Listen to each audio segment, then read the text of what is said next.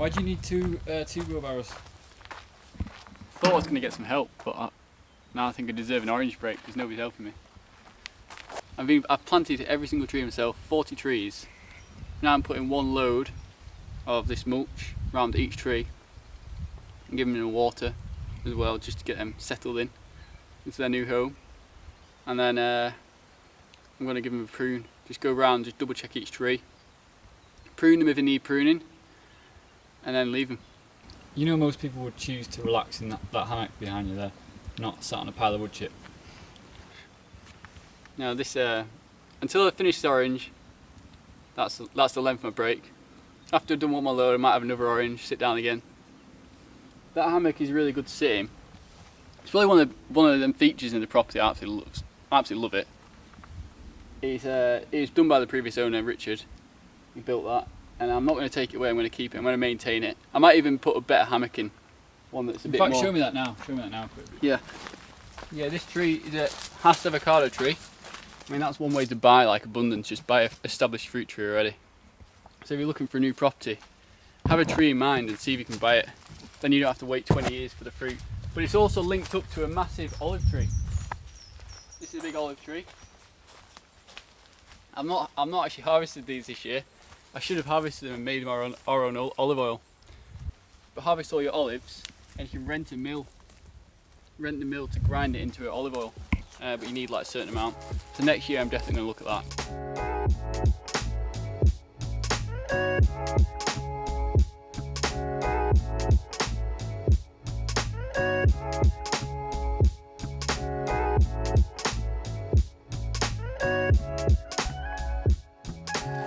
We're going right to the bottom.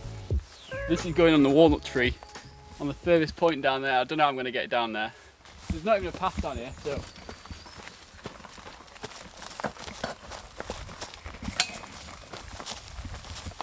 I've never seen someone so excited about taking a wheelbarrow onto the land. The tree down there just going, come on Luke, just a bit further, you can do it. Get me that wood chip. Good.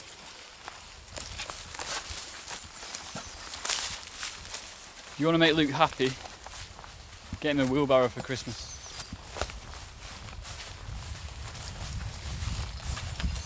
Yeah, good shovel as well. Good shovel, put that on the list. Right, this one's a bit of a bigger drop. Going down to cherry trees down here now. Further down.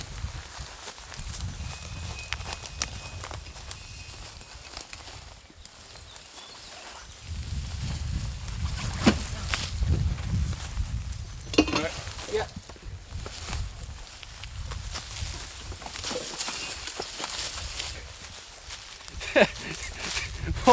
one more layer to go. Oh, it's a bit full of that.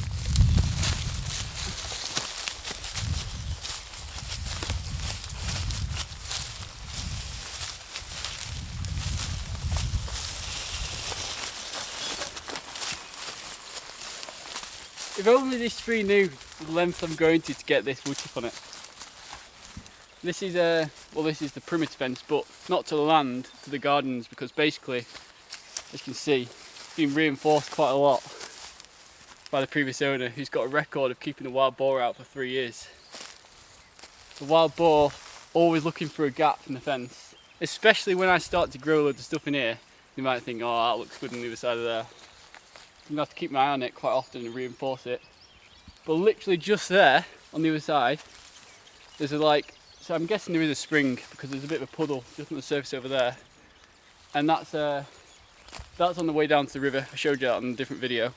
It's all the forest we're managing here. But there's a little pond, and that's where the wild boar have been having a mud bath. You can see there's loads of footprints. I reckon if we put a trail cam up at night, you might see loads of wild boar having a bit of fun in the wood. So yeah, our land extends right down to the riverfront from here. This is just the initial barrier to the gardens to keep the wild boar out of the growing area. But they're free to roam in all the surrounding forests. How do you think wild boar would be in a food forest system / orchard?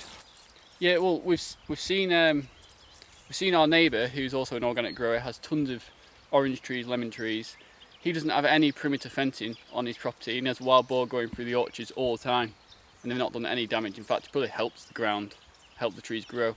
The other thing is, when he started to grow annual plants like potatoes and tomatoes, he said he put a mini electric fence, like little tape electric wire, around the little perimeter area, and it kept them out that bit.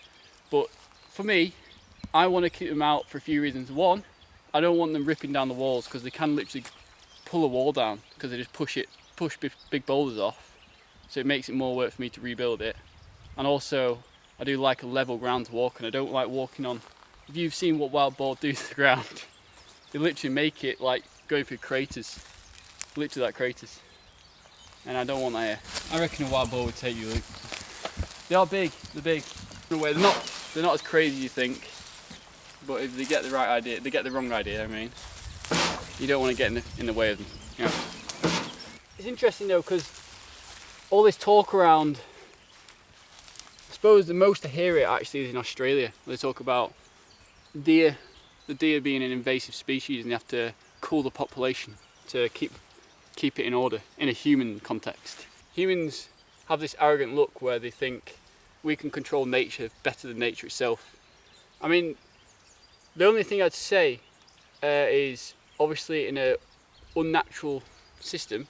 Like for example here, years and years and years ago, there have been natural predators to the wild boar. There have been wolves and bears, but because humans have come in and just wiped that population out completely, now the boar don't really have a natural predator.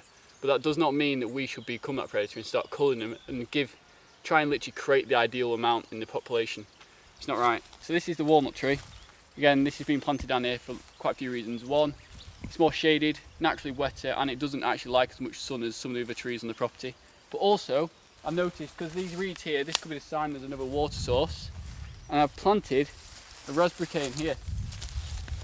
So my plan, hopefully, with this area is for it to, I'll keep it clear around it so I'll get another load of wood chip, but hopefully in future this will be a raspberry area as well, it'll just spread on its own and replace the reeds with raspberries.